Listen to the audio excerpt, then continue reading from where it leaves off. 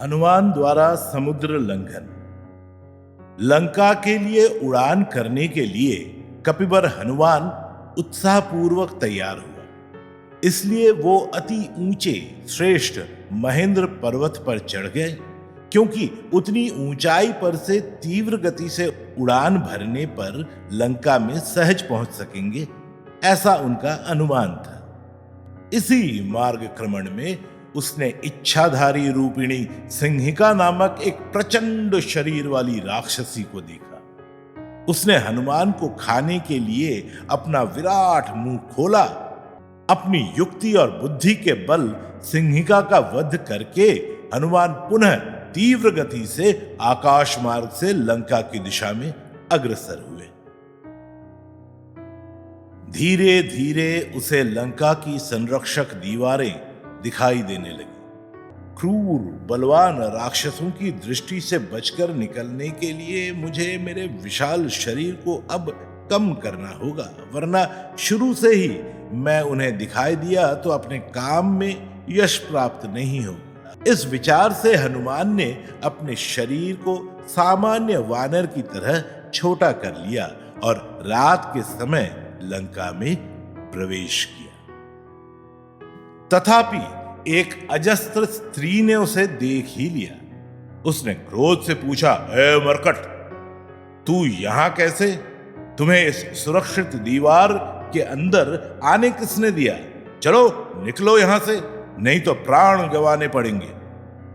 मुझे ऐसी धमकाने वाली तुम होती कौन हो? हनुमान का प्रति प्रश्न। मैं इस लंका की नगर देवी हूं। मैं एक साधारण वानर हूं।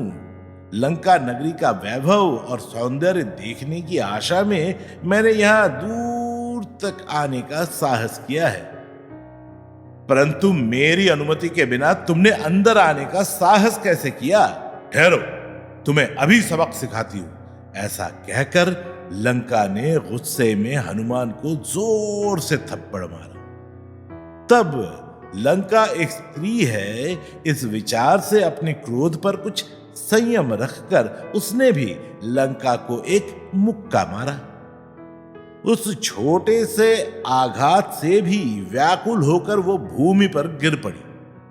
गिरते समय उसने कहा, सामान्य दिखाई देने वाले इस मरकट में बहुत शक्ति है। इससे रावण की मृत्यु समीप आ गई है, ऐसा संकेत मिलता है, क्योंकि ब्रह्मदेव ने पहले ही मुझे कह रखा है कि जब तुम्हें कोई सामान्य मरकट धक्का देकर गिराएगा तब रावण का अंतकाल निकट आया है, ऐसा बेशक समझ लो। हनुमान का मार्ग अब खुल गया। उसने छोटी सी बिल्ली जितना आकार धारण किया और सहजता से अपनी यात्रा शुरू की। सभी उद्यान, देवालय, भव्य प्रासाद जो संभव था सभी उसने देख लिया।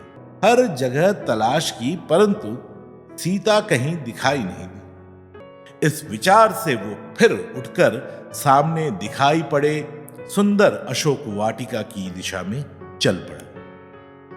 वहां जाकर देखा तो एक वृक्ष के नीचे एक स्त्री बैठी श्री राम का नाम जप कर रही थी। उसके चारों ओर राक्षसियों का घेरा था। क्योंकि ये स्त्री श्री राम का नाम ले रही है और राक्षसियों से घिरी हुई है, इस माने ये सीता ही होगी, ये वो जान गया। और श्री राम ने सीता का जो वर्णन किया था उसका इससे बहुत मेल बैठता है। वो भोर तक राम का नाम लेता हुआ पेड़ पर ही बैठा रहा। सीता का पता लगने का आनंद अवर्णनीय था। सवेरा होते ही जग गई हुई एक एक राक्षसी सीता से कुछ अंतर छोड़कर सो गई। सब सो गई, प्रगाढ़ निद्रा में है ये देखकर हनुमान हल्के से पेड़ से नीचे उतरा। माते, मैं तुम्हें वंदन करता हूं। अचानक ये शब्द सुनकर सीता चौंक गई। कौन है आप? यहां अचानक कैसे आए? डरिए नहीं, डरिए नहीं, मैं राम सेवक हनुमान। राम राजा के सुझाव के अनुसार मैं आपकी खोज में यहां तक आया हूं। आप मिल गई तो बहुत आनंद हुआ। आप मेरे साथ चलिए, मैं अपने कंधों पर आकाश मार्ग से आपको राम के पास ले जाऊंगा। तुम राम सेवक या मायावी रूपधारी रावण सेवक? ऐसा शक मत करिए। ये देखिए, पहचान के लिए राम द्वारा दी गई ये भेंट। ऐसा कहकर हनुमान ने श्री राम द्वारा दी गई मुद्रिका सीता के सामने रखी। उसे देखते ही सीता को विश्वास हो गया कि ये राम सेवक है। राम लक्ष्मण सुखपूर्वक तो हैं, उन पर कोई संकट तो नहीं आया है ना? सब ठीक है, केवल आपसे मिलने की व्याकुलता श्री राम को है, इसलिए आप मेरे साथ चलिए। सुनिए, पहचान के रूप में ये मेरा आभूषण श्री राम को दे दीजिए और कहिए कि जिस रावण ने मेरा अपहरण करके यहां लाकर मुझे अपार कष्ट दिया है, उस रावण का वध करके आप ही मुझे यहां से ले जाइए। तब तक मैं अपने चारित्र्य की धैर्य से रक्षा करती हुई मैं यहीं रहूंगी, जैसी आपकी आज्ञा। ऐसा कहकर हनुमान वहां से चल पड़ा। तात्पर्य, कर्तव्य के पथ पर आने वाली बाधाओं का धैर्य और वीरता से सामना करना चाहिए।